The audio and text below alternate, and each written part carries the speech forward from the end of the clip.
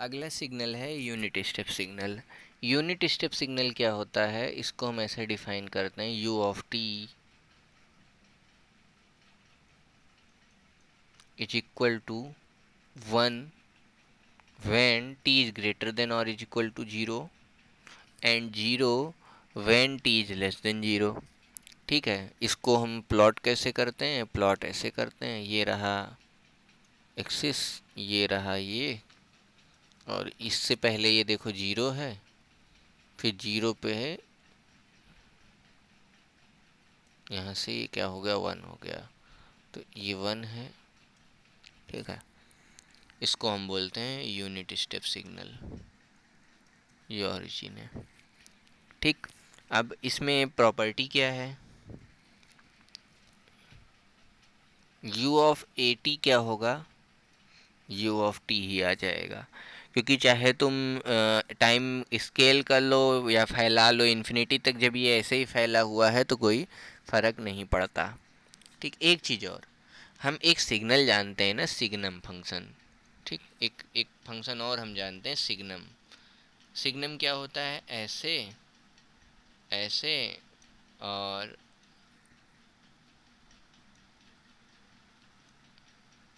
ये होता है सिग्नम। तो सिग्नम फंक्शन में क्या कर सकते हैं हम, सिग्नम फंक्शन में सिग्नम ऑफ, तो इसको हम सिग्नम फंक्शन के टर्म्स में लिख सकते हैं। ठीक है, सिग्नम के टर्म्स में हम कैसे लिख सकते हैं कि जो हमारा सिग्नम फंक्शन है वो ये है, यानी t ग्रेटर देन 1 पे 1 होगा और t लेस देन 1 पे क्या कहते हैं -1 होगा।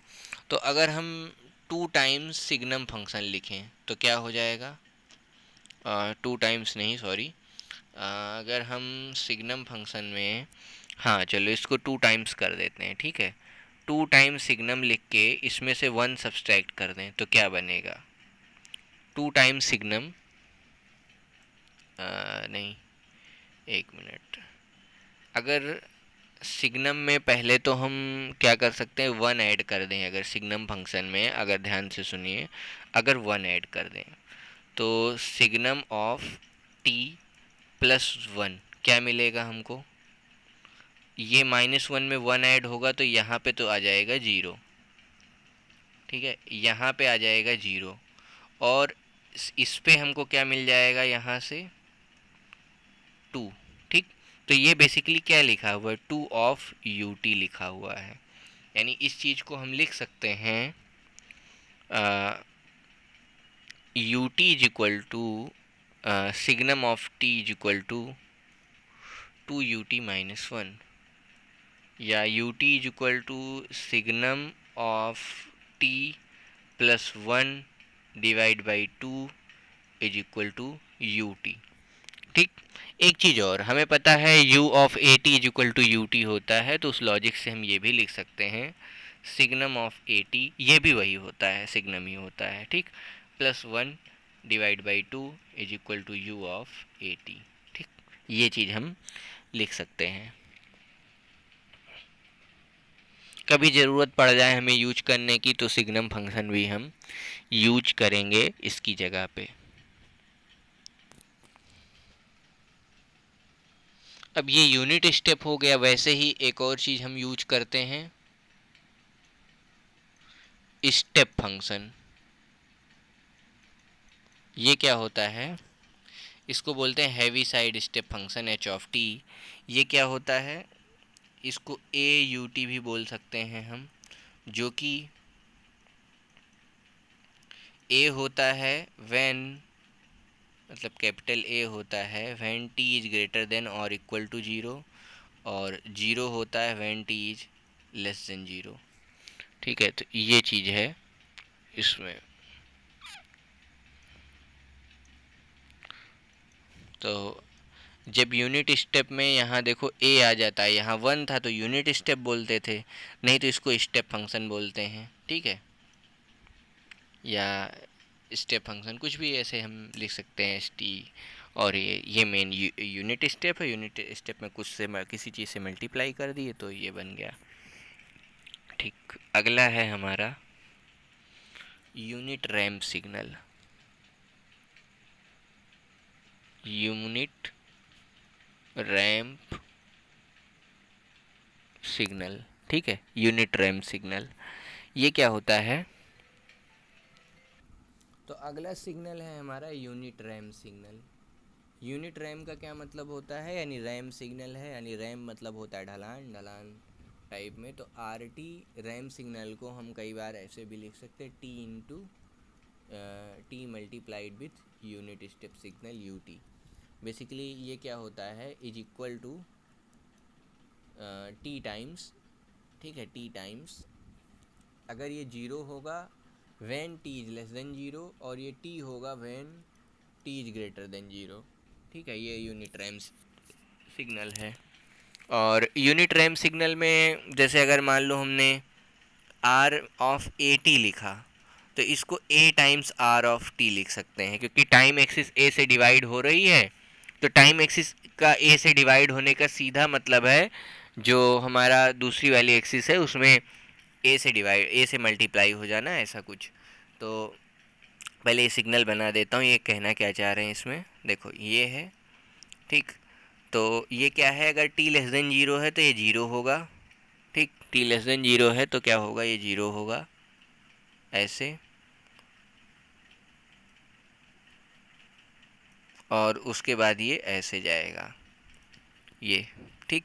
इसमें स्लोप जो है +1 हम बोल रहे हैं, स्लोप है 1 का स्लोप है, ठीक है। और तो देखो आर ऑफ ए टी का क्या मतलब हुआ, A T into U of A T, ठीक। इसको हम लिख सकते हैं A T into U T. तो इसको हम लिख सकते हैं A multiplied with T of U of T. तो इसको लिख सकते हैं A multiplied with ramp of T, ठीक है। अब अगर ये चीज़ क्लियर हो गया तो हम बाकी चीज़ें भी कर सकते हैं। अब जैसे मान लो अगर हमको दिया गया है दूसरा, अगर हमको ये दिया गया है r of A T plus B, तो इसमें हम क्या कर सकते हैं, ए को बाहर ले सकते हैं, ठीक है। ए को बाहर ले लेते हैं, R of T plus B by A, R of T plus B by A बाहर ले लिया, तो रैम्प ऑफ ए ये हो गया, ठीक। तो इस चीज़ को हम लिख सकते हैं A of R of T plus B by A, यानी शिफ्टिंग हो गई।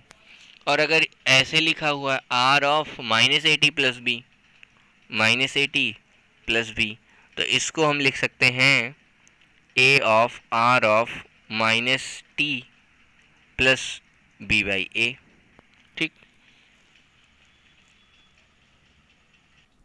तो पैराबोला हम जानते हैं y is equal to X square को हम पैराबोला बोलते हैं, ठीक है। और इसको हमने ऐसे डिफाइन किया यूनिट पैराबोला। यूनिट पैराबोला को हम इस तरह डिफाइन करते हैं, p of t is equal to t square by two, t square by two u t, ठीक है। तो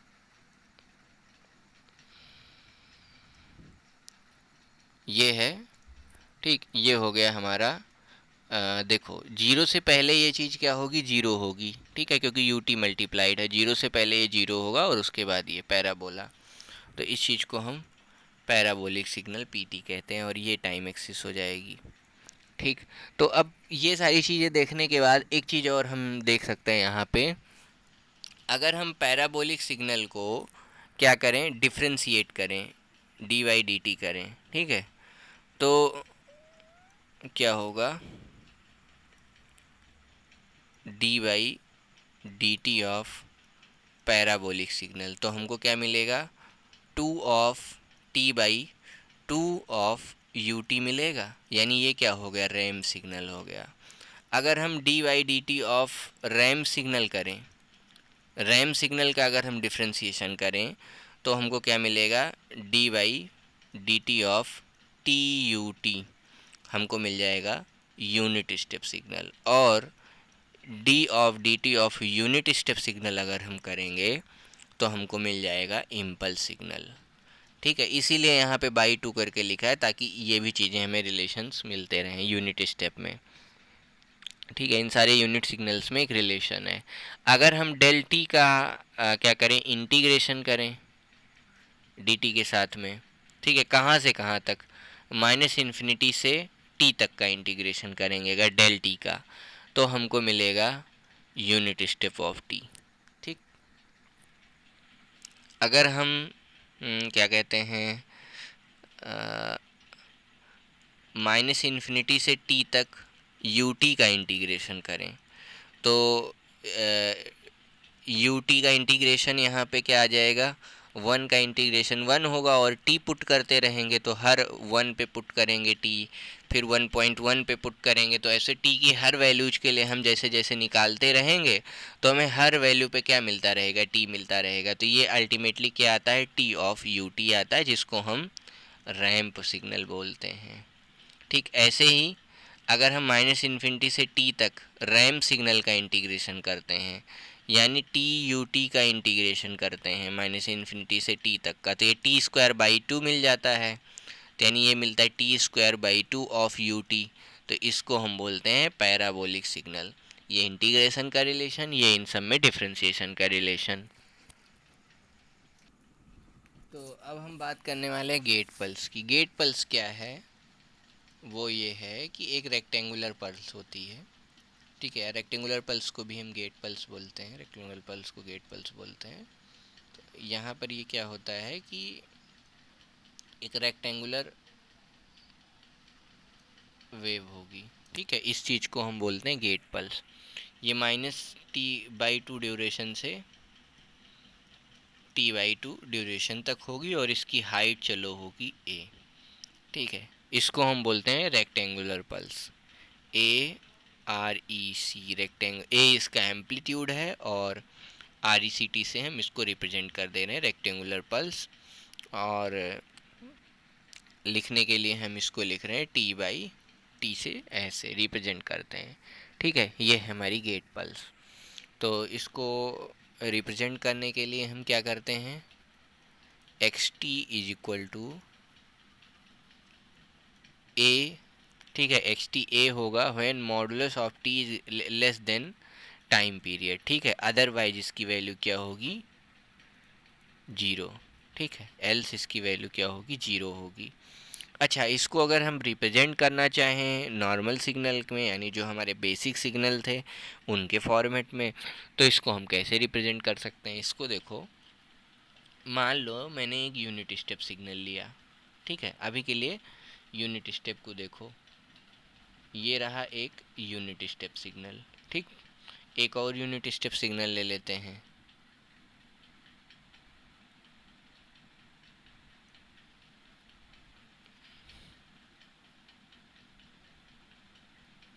इसी यूनिट स्टेप सिग्नल को थोड़ा हम क्या करते हैं, डिले कर देते हैं, आगे और पीछे कर देते हैं। ठीक, उससे क्या फ़ायदा होगा, देखो मैंने इसको टी बाई टू से पीछे कर दिया।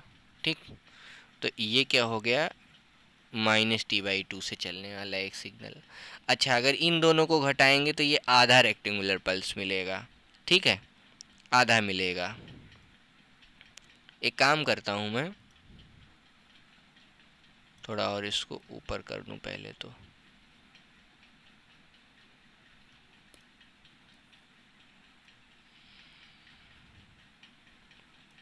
ठीक, एक काम और करते हैं, एक और सिग्नल बनाते हैं ऐसे ही। अब की देखो मैं क्या करूँगा, आगे खिसकाऊँगा इसको थोड़ा सा। ठीक, टी बाई टू से, तो ये क्या है, टी बाई टू। तो अब अगर मैं इन दोनों को सब्सट्रैक्ट मार दूं तो मुझे क्या मिलने वाला है, मुझे देखो वेव फॉर्म कैसे मिलेगी, अगर इन दोनों को मैं सब्सट्रैक्ट मारूंगा तो मुझको क्या मिलेगा। ठीक है, अगर मैं इसको सब्सट्रैक्ट मारता हूं तो मुझे क्या मिलेगा, देखो